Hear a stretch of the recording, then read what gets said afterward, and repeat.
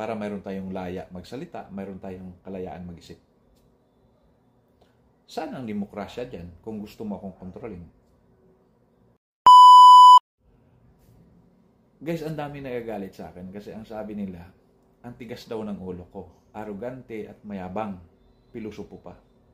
Pero ang totoo nun, hindi lang nila ako kayang bilugin. Kasi ganito kasi yan, guys. Kung gusto mong paniwalaan kita, then provide evidence.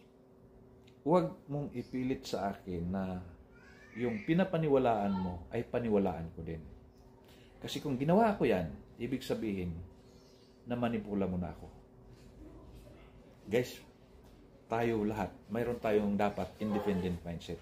Dapat mayroon tayong ginagawang evaluation bago tayo sumunod sa isang bagay. So, ganyan yung ginagawa ko. So, ganito lang naman yung kasimple. If you have facts, then lay down your facts. And let me evaluate your facts. If I found sufficient grounds to believe, then I will believe.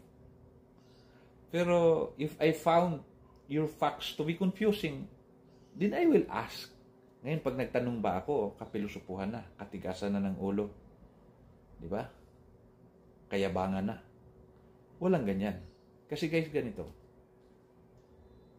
Kung ang pinapaniwalaan mo, gusto mong paniwalaan ko din, at sinunod nga kita, ibig sabihin yan, inalisan mo na ako ng karapatan mag-isip. Di ba ina-advocate natin ang demokrasya?